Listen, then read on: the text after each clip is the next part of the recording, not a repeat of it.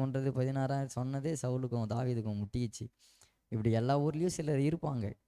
எங்கள் ஊர்லையா கரெக்டாக வெயிட் பண்ணுவாங்க. நான் அலாரம் மாதிரி வருவேன். நைட் ஆனால் வரும்போதே போதையில் தான் வருவேன். தெருவில் இருக்கிறவங்கள திட்டுறது, யாராச்சும் புதுசாக வந்தாங்கன்னா அவங்கள சண்டை போடுறது, வீட்டில் வந்தாங்கன்னா வீட்டில் இருக்கிறவங்கள போட்டு அடிக்கிறது, எங்கள் சொந்தக்காரங்களாம் ஒரு மாதிரி அசிங்கமாக பேசுவேன். வெயிட் பண்ணுவாங்க இதுக்காக. இப்போ எல்லாரும் எங்கள் ஊர் லேடிஸ்லாம் அப்படியே நின்று பார்க்குறாங்க. எங்கள் அப்பா இந்த கோலத்தில் நிற்கிறாரு. அந்த இடத்துல எங்கள் அம்மா கிட்ட சொல்லிக்கிறாருமா, லுங்கியை மட்டும் கொஞ்சம் எடுத்து கட்டி விட்டுறியான்னு சொல்லும் போது எங்கள் அம்மா தான் அந்த லுங்கியை கட்டி விட்டுருக்குறாங்க. ஒருத்தனுக்கு மானத்தை விட்டு தான் ஒரு பையனை காப்பாற்றணுன்னா அப்படி நான் சொல்கிறேன். எனக்கு கல்யாணம் ஆகல, இருந்தாலும் எனக்கு கல்யாணம் ஆகி என் பையன் அந்த மாதிரிலாம் பண்ணுவான்னா நான் அப்படிலாம் என் பையனை பார்க்க மாட்டேன். நான் என் மானத்தை விட்டு தான் அவனை பார்க்கணுன்னா அப்படி ஒன்றும் அவன் வாழ வேணாவே. எங்கள் அப்பா அம்மா அதை யோசிச்சிருக்கலாமே. நம்ம அப்பா அம்மாவுக்கு நம்ம பார்த்துக்கிறோமா? அவங்க போகிறாங்க, அவங்கள பார்த்துக்கிறாங்க. இவன் மட்டும் வந்து நம்மளை பார்க்கவா போகிறான்? நம்ம இப்படிலாம் மானத்தை விட்டு இவனை பார்க்கணுமா? இவனால் நம்ம கஷ்டப்படுறோம், இவன் எங்கன்னா போட்டோன்னு அவன் நினச்சிருக்கலாம்.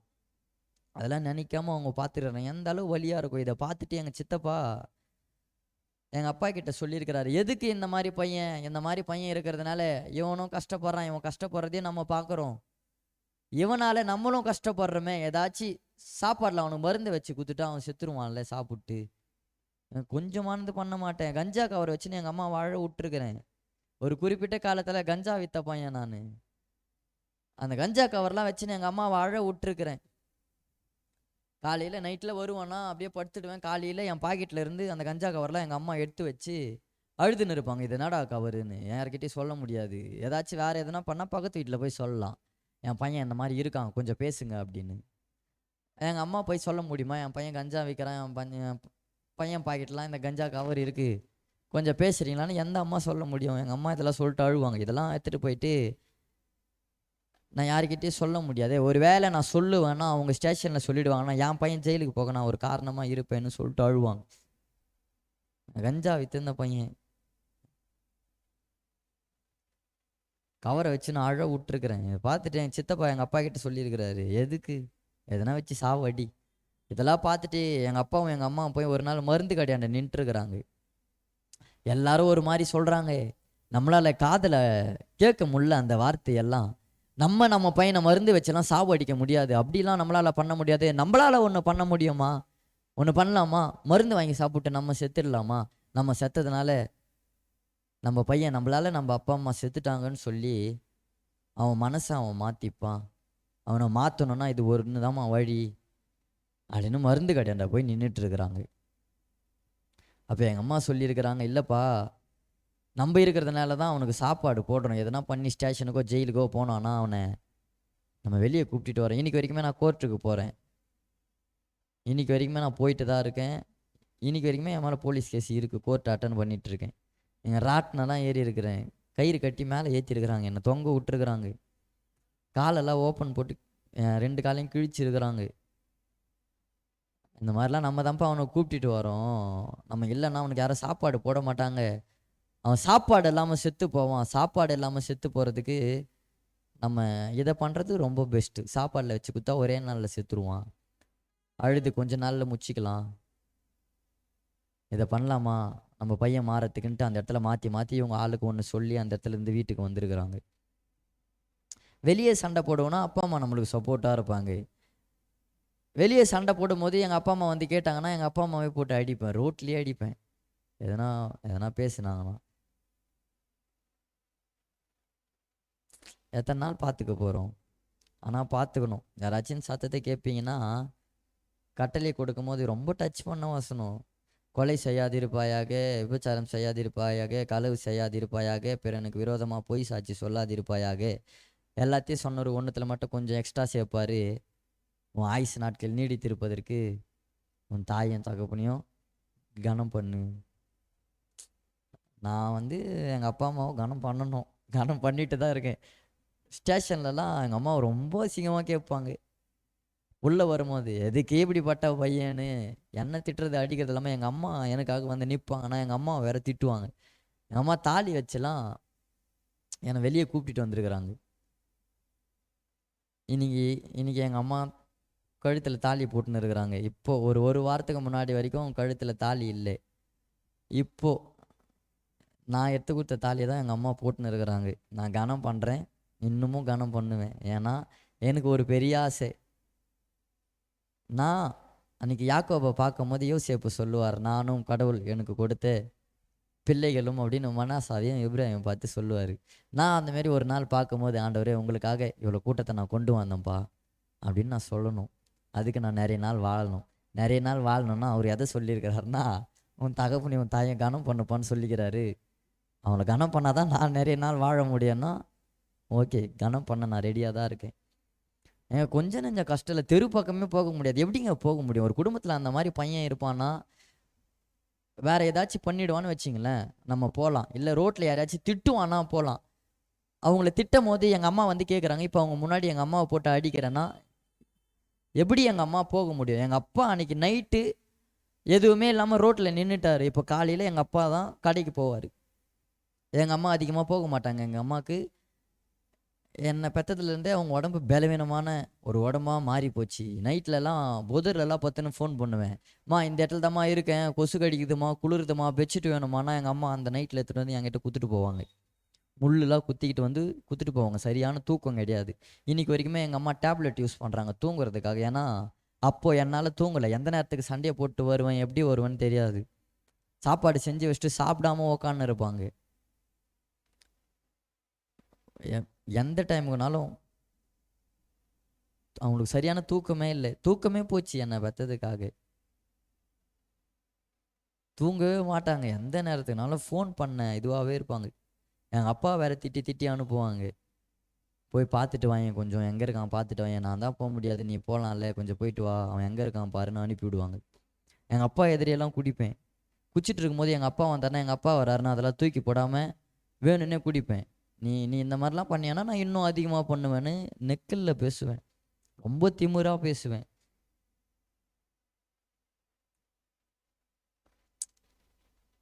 பலவீனமான ஒரு உடம்பு.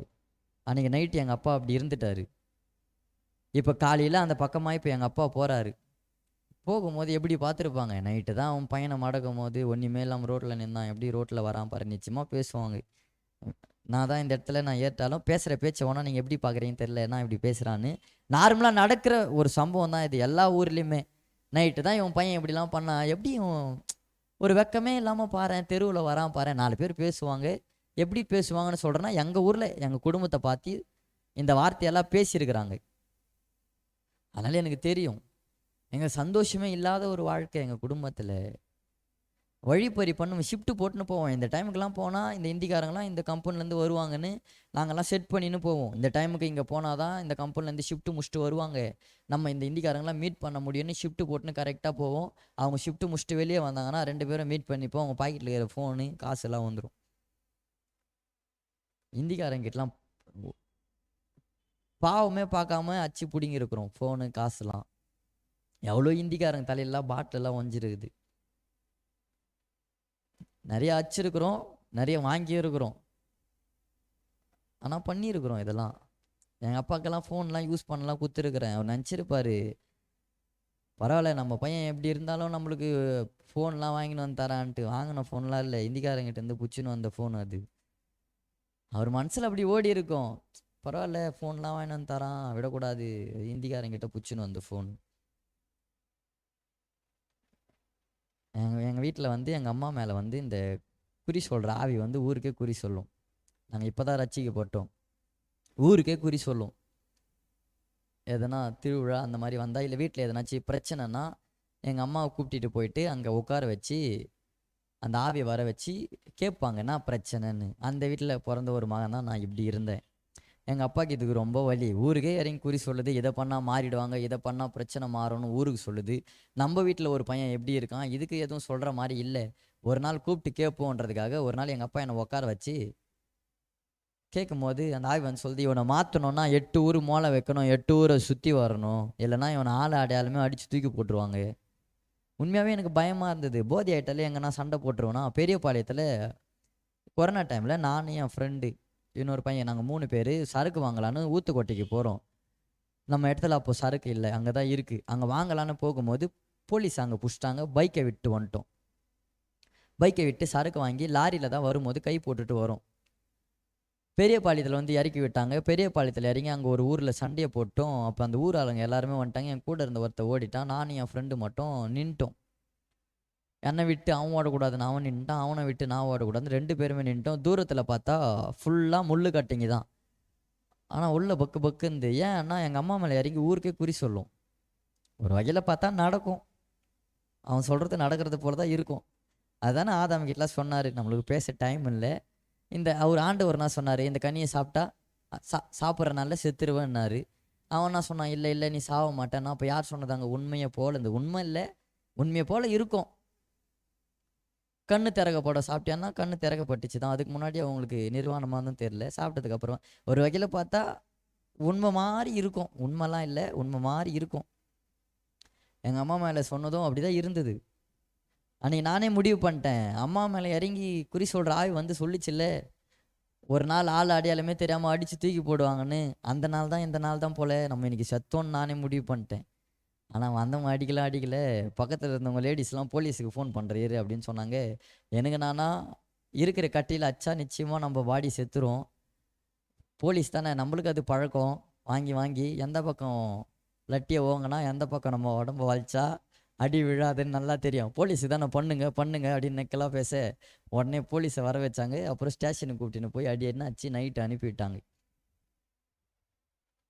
எங்கள் அப்பா பார்க்க புகையெல்லாம் வலிச்சு விட்டுருக்குறேன் வேணும்னே. பசங்க கூட இருக்கிறவங்களாம் உசுப்பு ஏற்றுவானுங்க.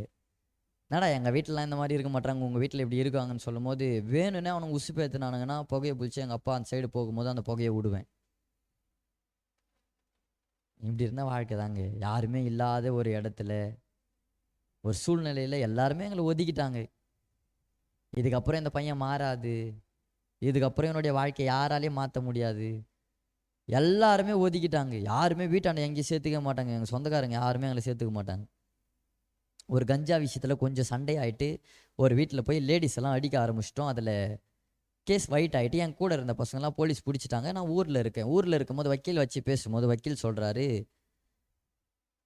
கூட இருந்த பசங்களை போலீஸ் பிடிச்சிட்டாங்க, சண்டைக்கு காரணம் நீ தான் சொல்கிறாங்க, அதனால் நீ வரியா, நான் கூப்பிட்டு போய் ஆஜர் பண்ணுறேன், நானே உன்னை வெளியே கூப்பிட்டுட்டு வந்துடுறேன்னு சொல்லும் போது திமிரா, இல்லை பிடிக்கும் போது பிடிச்சிக்கிட்டோம் அப்படின்னு நான் சொல்லிட்டேன். வக்கீல் போய் நான் இருக்கிற இடத்த சொல்லிட்டாரு. 2 டைம் போலீஸ் வந்தாங்க. அந்த டைம் ஓடிட்டேன். 3ஆவது டைம் எங்கள் அம்மா கூட, இது எங்கள் சொந்தக்கார வீட்டில் நடக்கிற ஒரு சம்பவம். எங்கள் அம்மா கூட பைக்கில் போயிட்டு இருக்கும்போது ஒரு ஸ்பீட் பிரேக்கில் ஏறி இறங்குறேன். போலீஸ் பைக்கை ஸ்பீட் பிரேக்கில் ஏறி இறங்குது. எங்கள் அம்மா தான் என் பின்னாடி உட்காந்துட்டு இருக்கிறாங்க. போலீஸ் வந்து கையை பிடிச்சி நிறுத்துறான்னு சொல்லும் போது வண்டியை நிறுத்தாமல் பைக்கை முறிக்கிட்டு பைக்லேருந்து எகிர்த்தேன். என் பின்னாடி யார் உட்காந்துக்குதுன்னா எங்கள் அம்மா உட்காந்துக்கிறாங்க. நான் எகிர்ந்ததுக்கு அப்புறமா எங்கள் அம்மா பைக்கோடு போய் அப்படியே கீழே விழுந்துட்டாங்க. இப்போ நான் அதை பார்க்குறேன், கண்ணு முன்னாடி இதெல்லாம் நடக்குது. பார்த்தோம் நான் எதை பண்ணலன்னா எங்கள் அம்மா விழுந்துட்டாங்கன்னு அந்த இடத்துல நிற்காம நான் ஓடிட்டேன். போலீஸும் எங்கள் அம்மாவை பார்க்காம என்னை பிடிக்கணுன்றதுக்காக என்னை தெத்துறாங்க. என்னை பிடிக்க முடியல. அவ்வளோ சீக்கிரத்தில் மாட்டேன். பிடிக்க முடியலன்றதுக்காக எங்கள் அம்மா கிட்ட வந்து சொல்லிட்டு போயிருக்கிறாங்க. நாங்கள் வரும்போதெல்லாம் ஓடிடுறான், நீ விழுந்ததை பார்த்தோம் அவன் ஓடுறான்னா உங்கள் மேலே அவனுக்கு எந்த பாசமும் இல்லை, இதுக்கப்புறம் அவன் மாற போகிறதும் இல்லை, அவனை நீங்கள் விட்டுருங்க. எங்களை வேற ஓட வச்சுட்டான், அவனை பிடிக்கும் போது நாங்கள் காலை நிச்சயமாக உடைப்போம், இந்த வார்த்தையை சொல்லிட்டு போயிட்டுருக்குறாங்க. நான் போட்டு போனேன், பைக் எடுத்துன்னு போயிட்டாங்க. எங்கள் அம்மா நந்தே போய் எங்கள் பெரியம்மா கிட்டே இந்த சம்பவத்தெல்லாம் சொல்லியிருக்கிறாங்க, இப்படிலாம் நந்துச்சுக்கான்னு சொல்லும் போது எங்கள் பெரியம்மா சொல்லிட்டு இருக்கிறாங்க, ஏம்மா இதுக்கப்புறம் உன் பையனை இங்கே வச்சுட்டு இருக்காதே, அப்புறம் உன் பையன் இல்லைன்னு எங்கள் பசங்களை வந்து போலீஸ் பிடிக்க போகுது, அவங்களுக்கு தங்கச்சி பாசம் போல், நம்ம தங்கச்சி கீழே தள்ளிட்டு ஓடிட்டுருக்கிறான், உன் பையனை எங்கன்னா கூப்பிட்டுட்டு நீ போமா, அப்படி இல்லைன்னா உன் பையனை விட்டுட்டு நீ வேணுமானா எங்கள் வீட்டில் இருந்து சொன்னதுக்கப்புறமா எங்கள் அம்மாவும் எங்கள் அப்பாவும் ஒரு இடத்துல நிற்கிறாங்க. பெரியம்மாவும் இந்த வார்த்தையை சொல்லிட்டாங்க, இதுக்கப்புறம் நம்ம எங்கேயும் போக முடியாது, யாரும் நம்மளை சேர்த்துக்க மாட்டாங்க. உண்மையான யாரும் சேர்த்துக்க மாட்டாங்க. எங்கள் அத்தை பையன் தான் இன்றைக்கி ஊழியத்துக்கு போகும்போதெல்லாம் கூட வரான். எதுனா சண்டை போட்டு இங்கே மீஞ்சூர் பக்கத்தில் தான் எங்கள் அத்தை வீடு இருக்குது, எங்கள் அப்பாவோட அக்கா வீடு. எதுனா சண்டை போட்டு நான் போயிடுவேன்னா இருக்கிற ட்ரெஸ்ஸோடு அப்படியே போயிடுவேன். வீட்டிலேருந்து சண்டை போட்டு வீட்டில் வந்து பேக் பண்ணிலாம் போக முடியாது. எங்கே சண்டை போடுறோமோ அப்படியே கிளம்பி ஊருக்கு ஓடுருவோம்.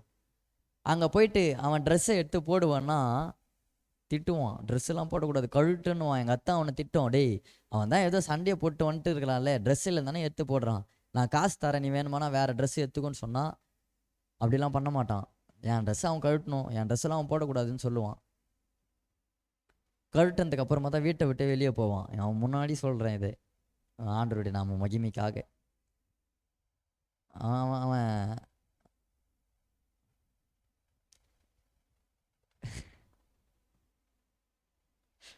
ஒரு விஷயத்தில் என்னை பிடிக்கிறாங்க, ஒரு 3 மணிக்கு பிடிக்கிறாங்க, ஒரு ஒரு கேஸில் என்னை பிடிக்கிறாங்க. 3 மணிக்கு பிடிச்சி என்னை 5 மணி வரை அடிக்கிறாங்க. என்னை கையெல்லாம் கட்டி ராட்டனத்தெல்லாம் ஏற்றிருக்கிறாங்க. ராட்டனத்தில் ஏற்றுறாங்க. நான் உண்மையை சொல்லலை, எனக்கு அந்த விஷயம் தெரியாது. காலை ஓப்பன் போட்டு கிழிச்சிட்டாங்க. அப்போ எனக்கு தெரியாது. இப்போ இவனை அச்சா வேலைக்கு ஆகாதுன்றதுனால என் கூட இருக்கிற பையன் எங்கள் அத்தை பசங்களாம் மாட்டி விடுறான். இவங்க அத்தை பசங்க ஒரு 2 பேர் அப்படின்னு. ஒரு 5:30 மணிக்கா என்னை ஜிப்சியில் தூக்கி போடுறாங்க.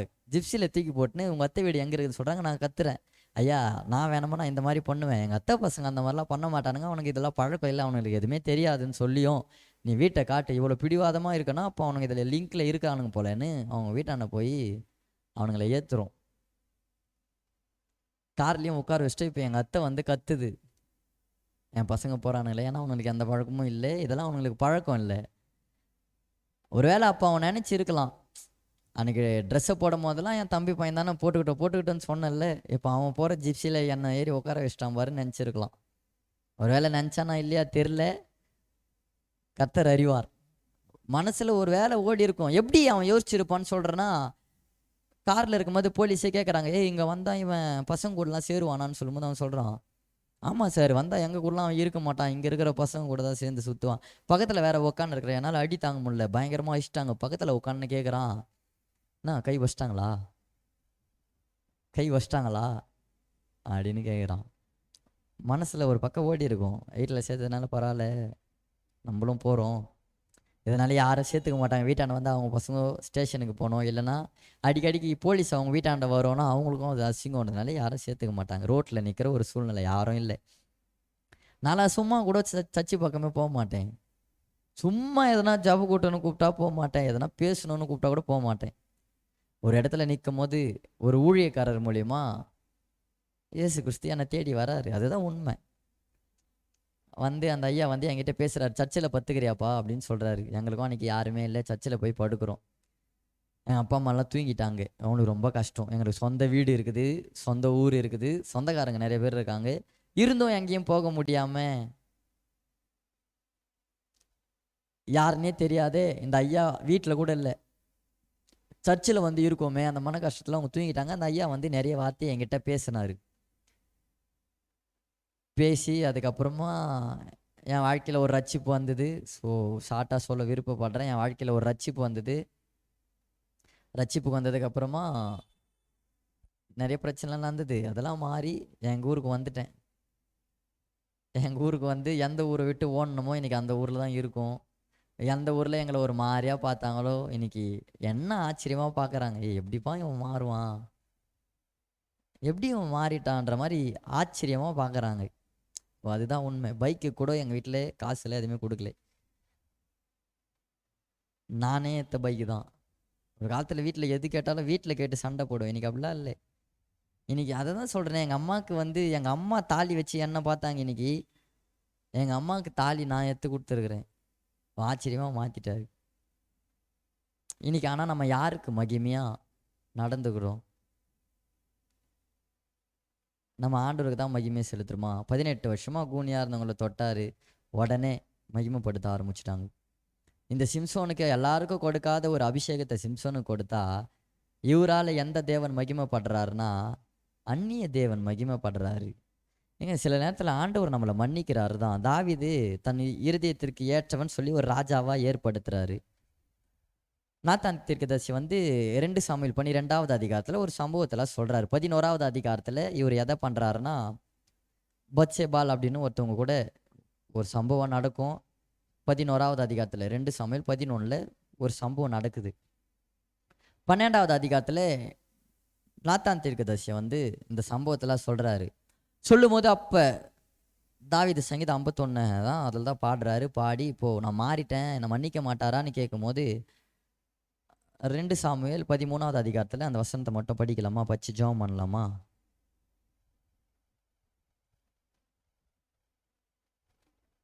2 சாமுவேல் 12வது அதிகாரத்தில் அதனுடைய 13வது வசனம்.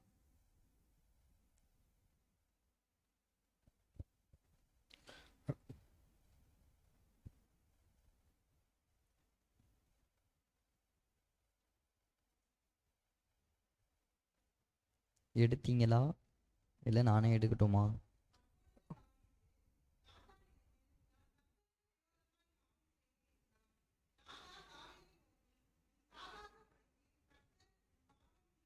ஆமாப்பா, நீ நீ பாவம் செஞ்சிட்டதான், ஏதோ தெரியாம பண்ணது உண்மைதான். ஆனா உன் பாவம் நீங்கும்படியா அவர் எல்லாமே செஞ்சிட்டாரு தான். 13வது வசனத்துல என்ன போட்டு வச்சிருக்கோம்? 14. ஆனாலும் இந்த காரியத்தினாலே கர்த்தருடைய சத்துருக்கள் தூஷிக்க நீ காரணமா இருந்துட்டியே. நீ பண்ணதெல்லாம் ஒரு சில நேரத்துல அவர் மன்னிக்கிறார் தான், எல்லாமே பண்றாரு தான். என் பிள்ளை ஒரு நாள் ஜெபம் பண்ண மாட்டான், ஒரு நாள் பைபிள் படிக்க மாட்டான், அவரு அதை ஏத்துக்கிறார் தான். பக்கத்துல ஒருத்த உட்காந்து பேசுறானே, யோபு குறிச்சு பேசும்போது எங்க இருக்கிறான்? அவரு இருந்த அதே இடத்துல தான் இருக்கான். நம்ம ஆண்டவர் கிருபை உள்ளவர், இரக்கம் உள்ளவர், எல்லாம் உண்மைதான். நம்ம சில நேரத்துல ஜெபிக்க மாட்டோம், சபைக்கு கரெக்டான நேரத்துல வர மாட்டோம், எல்லாம் உண்மைதான். வாலிப பசங்க ஒரு சில கூட்டம் ஆண்டவருக்காக எழுப்பி நிற்கும் போது, எங்க ஆண்டவருக்காக நான் உத கூட வாங்குறேங்க, உண்மையா சொல்றேன். எங்கே போனாலும் அதிகமாக மாஸ்க்கு தான் யூஸ் பண்ணுவேன். யார் எங்கே நான் மாட்டிக்கின்னு அடி வாங்குறதுன்றதுக்காக. ஆண்டவர் நான் உண்மையான தெய்வம் நான் பிரசங்கிக்கும் போது, இயேசு தான் உண்மையான தெய்வம் நான் சொல்லும் போது, வேற ஆளுங்க இருப்பாங்கல்ல, ஏய் அப்போது அதுதான் உண்மையான தெய்வம்னா அப்போ எங்கள் தெய்வம் உண்மையான தெய்வம் இல்லையா? ஒரு சிலர் இருப்பாங்க, அவங்களுக்கு என் மேலே கோபம் வரும்ல. நிறைய இடத்துல மாட்டினா என்னை அடிக்கிறதுக்கு இருக்கிறாங்க, அடி வாங்கியும் இருக்கிறேன் சில காரியத்தினால. இப்படி இருக்கும்போது ஒரு சில கூட்டம் இப்படியும் இருக்குது. ஆண்டவர் அதெல்லாம் ஏற்றுக்கிறார் தான். என் பிள்ளை 3 வருஷமா இதில் பார்க்குறேன்னா 3 வருஷமா வெயிட் பண்ணுறாரு. சரி இன்னைக்கு தான் எனக்காக எழும்பல, நாளைக்கு எழும்பிடும். சரி இன்னைக்கு தான் எனக்காக ஊழியம் செய்யலை, நாளைக்காச்சு. ஆண்டவர் இதை ஏற்றுக்கனால பக்கத்தில் ஒருத்தன் உட்கார்ந்து இருக்கானே, என் சத்துருவே எனக்கு விரோதமா, சந்தோஷப்படாத. ஏன் சந்தோஷப்பட்டா? நான் விழுந்தாலும் எழுந்திருப்பேனா? அப்போ என்ன பண்ணிட்டேன்? விழுந்துட்டேன். நான் சில நேரத்தில் விழுவோன்னா என்னை தூக்கி எடுக்க ஒரு காரம் வரும், என்னை மன்னிக்க ஒருத்தர் இருக்கார் தான். ஆனால் ஒருத்தனை சந்தோஷப்படுத்துகிறோமே, இந்த சிம்சோன் நில ஒருத்தர் சந்தோஷப்படுறான்னு, என்னால் யாருங்க சந்தோஷப்படணும்? மனம் திரும்புகிற ஒரு பாவி நிமித்தம் பரலோக ராஜ்யத்தில் மிகுந்த சந்தோஷம் உண்டாங்கன்னா, பரலோக ராஜ்யத்தில் சந்தோஷம் உண்டாக்குற வாலிப மகனாவும் வாலிப மகளாவதும் நான் இருக்கணுமே தவிர, நான் செய்கிற காரியத்தினால அவர் ஒரு மாதிரியாக உட்காரக்கூடாது, பக்கத்தில் ஒருத்தன் உட்காந்து அவரை பார்த்து சிரிக்கக்கூடாது. ஜெபம் பண்ணலாமா? ஏன் முடியாது? இப்படிப்பட்ட வாலிப மகனால என் வயிற்றெல்லாம் நான் அறுத்து வச்சுன்னு இருப்பேன். உண்மையாக சொல்கிறேன். எதனா சின்ன பாப்பாங்க எதனா இருக்குன்னா முஞ்சி கீழே இறங்கும் போது அனுப்பிவிட்டிங்கன்னா நான் காட்ட ரெடியாக இருக்கேன். என் வயிற்றை நான் அறுத்து வச்சுன்னு இருப்பேன், என் கையெல்லாம் நான் அறுத்து வச்சுன்னு இருப்பேன். ஒரு நாள் என் கழுத்தை அறுத்துக்கிறேன், கழுத்தில் மட்டும் ஆறிச்சு. வழுத்தெல்லாம் அப்படியே இருக்குது, அடையாளம் இருக்குது, கையெல்லாம் கழுத்தில் மட்டும் ஆறிச்சு. க்ரீம் யூஸ் பண்ணுவோம், அதனால் போயிடுச்சுன்னு நினைக்கிறேன். அவன் முன்னாடி தான், எங்கள் அத்தை பையன் முன்னாடி தான் கழுத்தை அறுத்துக்கிறான். அவன் கத்துறான், கத்தின்னு எங்கள் அப்பாக்கெல்லாம் ஃபோன் அடிக்கிறான், ஐயோ தருண் இந்த மாதிரி பண்ணிக்கிறான்னு. போதி ஆகிட்டா சைக்கோ மாதிரி பண்ணுவான். அப்படி சைக்கோவாக இருந்த ஒரு வாலிப மகனை அவருக்காக எழும்பி நிற்கும் போது, இன்றைக்கி நம்மளால் ஏன் முடியாது? ஏன் முடியாது நீங்கள் நினைக்கிறீங்களா? வயசு ஆயிடுச்சுன்னு. சகரியா எலிசபெத்து குறித்து வசனம் சொல்லுது, வயது சென்றவர்கள் அப்படின்னா வயசு அவள் தான் முடிஞ்சு போச்சு அவங்க கதை. நாகமான் வீட்டில் ஒருத்தங்க என்ன பண்ணுறாங்க, அடிமையாக வேலை செய்கிறாங்க. என்ன பண்ணாங்க, நாகமான் சரியாக லொக்கேஷன் அனுப்பிவிட்டாங்க. ஒருத்தர் இருக்காருப்பா, அங்கே போனால் நல்லா ஆகிடணும், லொக்கேஷனை ஷேர் பண்ணி விட்டாங்க. அவ்வளோதான். நாகமான் நல்லா ஆகிறதுக்கு அந்த வீட்டில் அடிமையாக இருந்த ஒரு அக்கா. ஏங்க முடியாது நம்மளால்? அநேகருக்கு நல்லா ஆகணும்னா நம்மளால் முடியும். நம்ம முயற்சி செய்கிறதில்ல சில காரியத்தில். அப்படியே கொஞ்ச நேரம் மட்டும் எழுந்து நிற்கலாமா? கடைசியாக ஜெபம் பண்ணிடுறேன். சவுலை ராஜாவா மாத்துறாரு, ராஜாவா மாத்துறாரு. யாருக்கு பயந்து ஓரங்கட்டி நிற்கிறாருன்னா, கோலியாத்தை பார்த்து பயந்து நிற்கிறாரு. சவுல் மட்டும் இல்லை, இஸ்ரவேல் மக்கள் மொத்த பேருமே பயந்து நிற்கிறாங்க. யாரு? ஒரே ஒரு கோலியாத்து. அந்த இஸ்ரவேல் மக்களையே பயமுறுத்துகிற அந்த கோலியாத்தை பார்த்து எழும்பி அவனை நிற்கணும், போராடணும்னு யாரும் முயற்சி செய்யலை. சில நேரத்தில் நம்ம குடும்பத்தில் சந்தோஷத்தை குழைக்கிற அந்த கோலியாத்தின் ஆவியை முறியடிக்க நம்ம எழுந்து நிற்கிறதில்ல. நம்ம குடும்பத்தையே ஆட்டி படைக்கிற அந்த கோலியாத்தின் ஆவியை முறியடிக்க நம்ம எழுந்து நிற்கிறதில்ல. அதுதானே உண்மை. நம்மளால முடியாதா? அவர் சொன்னார்ல, நான் செய்திலும் பெரிதானவைகளை. எலியாதா தண்ணி அடிப்பாருன்னா எலியாவில் மட்டும்தான் அடிக்க முடியுமா? எலியா எடுத்துக்கொள்ளப்பட்டார்ல, போகும்போது துணியை எடுத்து எலியா அடிக்கிறார் தண்ணியை, தண்ணி பிரியுது. எலியா மட்டுமா அடிச்சாரு? எலியா கூட இருந்த எலிசா அடிக்கலையா? ஏன் அவங்களால தான், எலியாவால் தான் அடிக்க முடியும், எலிசாவால் அடிக்க முடியாது? அப்படி இல்லையா? எலியா அடிக்க முடியும்னா எலிசாவிலே அந்த அடி அடிக்க முடியும். அதான் சொல்கிறேன், நான் செய்திலும் பெரிதானு இல்லை, நம்மளால செய்ய முடியும். நம்ம முயற்சி செய்கிறதில்ல, அவ்வளோதான். சில நேரத்தில் நம்ம மற்றவங்கள பார்க்குறது எல்லாம் சில இடத்துல போனாலே ஒரு மாதிரி பார்ப்பாங்க. நான் நினைப்பேன், நீ பார்த்தா பார்த்துக்கோ, எனக்கு என்னன்னா கோலியாத்தை அடிக்கிறது தான் என் வேலை. சவுல் வந்து சொல்லலாம், இந்த துணியெல்லாம் போட்டுக்கோப்பா, இந்த துணியை போட்டுக்கோ, முடி கொஞ்சம் இப்படி வெட்டிக்கோ. கோலியாத்தை முறியடிக்கணும்னா ஒரு நாமம் மட்டும் போதும். நீ அதை எல்லாத்தையும் வச்சுன்னு இருக்கப்பா, என்கிட்ட அந்த நாமம் இருக்குது, அந்த நாமம் போதுமே தவிர நீ சொல்கிறதுலாம் எனக்கு வேணாம். பார்க்கும்போது நான் இது இப்படி தான் யோசிச்சுட்டு போயிடுவேன். ஸோ நம்மளால் முடியுங்க, நம்ம எழுந்துக்கிறது இல்லை. அந்த இடத்துல தாவீது போய் நிற்கலையா? எல்லாரும் ஒரு மாதிரி பார்க்குறாங்க, உன் அகங்காரத்தை நான் அறிவேன் எல்லாம் சொல்லும்போது அந்த இடத்துல போய் நிற்கிறாரு. நான் நிற்கிறேனேங்க, நான் நினைக்கலாம்ல, ஏன் இப்படிப்பட்ட ஒரு வாழ்க்கை? ஆண்டு சொல்லிட்டு நம்ம வாங்கணுமா? போகிற இடத்துலலாம் மாஸ்க் போட்டுன்னு போகணுமா? நான் நினைக்கலாம்ல, அதெல்லாம் நினைக்காம ஆண்டருக்காக ஓடுறேன். நம்மளால ஏன் முடியாது? இன்றைக்கி நீங்கள் ஒரு முடிவு பண்ணுங்க, ஆண்டவரே என் குடும்பத்தில் ஏதாச்சும் செய்யணும்னா, என் ஜபமே எது தெரியுமா? எனக்கு எதனா செய்யுங்க ஆண்டவரே, நான் எப்பவுமே பண்ணவே மாட்டேன். ஆண்டவரே என்னை கொண்டு செய்யுங்கப்பா, எதனா செய்யணும்னா என்னை கொண்டு செய்யுங்க. எரேமியா கிட்ட சொல்கிறாரு, என் வாய் போல இருப்பா, என்னை கொண்டு செய்யுங்கப்பா. ஜபமாக இருக்கட்டும். அப்படியே ஜபம் பண்ணலாமா? எல்லோரும் கண்ணை மூடுறீங்களா? கடைசியாக ஜபம் பண்ணுறேன். திருப்பி எப்போ வருவேன்னு தெரியாது, ஒருவேளை வருவேனா வராமல் போகணுன்னு தெரியாது. ஆனால் சொல்கிற சத்தியம் இதுதான், என்னால் ஒருத்தருடைய நாமம் மட்டும்தான் மகிமைப்படணும், அது யாராக இருந்தாலும் சரி. நான் செய்கிற காரியத்தின் நிமித்தமாக அந்நிய தேவன் மகிமைப்பட்டுறக்கூடாதுப்பா. அன்றைக்கி சிம்சோன் கிட்ட எல்லா ஆவியும் கொடுத்தோம், அந்நிய தேவன் மகிமைப்பட வச்சுட்டாரு. என்கிட்ட அதே வல்லமையை நீங்கள் கொடுத்துருப்பீங்கப்பா. உங்களுடைய நாமத்தினால உங்கள் பிள்ளையாக நீங்கள் என்னை மாற்றிருக்கீங்கப்பா. என்னால் உங்கள் நாமம் மட்டும் மகிமைப்படட்டோம்ப்பா. என்ன நீங்கள் மகிமைப்படுத்துங்கப்பா, நான் உங்களை மகிமைப்படுத்துகிறேன்ப்பா. மாறாதவர்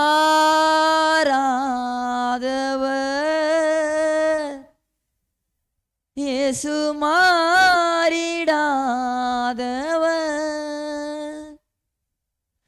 மாறாதவர் இயேசு, மாறிடாதவர்,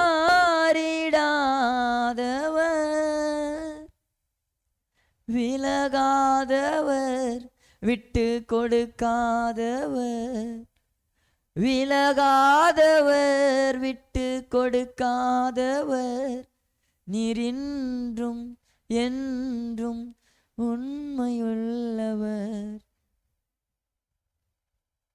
நீர் இன்றும் என்றும் உண்மையுள்ளவர். ஆண்டவரே, ஏதோ வந்தோம் போனோன்னு இருக்கக்கூடாதுப்பா. உங்கள் நாம மகிமைக்காக நாங்கள் எதனா செய்யணும்ப்பா. எங்களுக்கு எதனா செய்யுங்க, அப்படிப்பட்ட ஜபமாக இருக்கக்கூடாதுப்பா.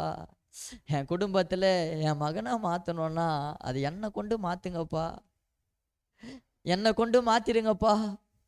உங்களுடைய கரத்தின் இசைக்கருவியா நீங்கள் என்னை பயன்படுத்துங்கப்பா. நீங்கள் என்ன யூஸ் பண்ணுங்கப்பா.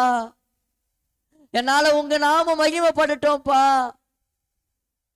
உங்கள் நாம மகிமைப்படட்டும். என்னை கொண்டு செய்யுங்கப்பா.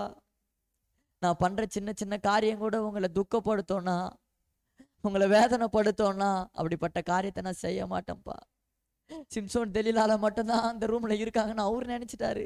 ஆனால் அறை வீட்டுக்குள் பதிவிருக்கிறவர்கள், நீ பர்சனல் ரூமில் எது பண்ணாலும் அந்த வீட்டுக்குள்ளே ஒருத்தன் இருக்காம்மா உன்னை பிடிக்கணுன்றதுக்காக.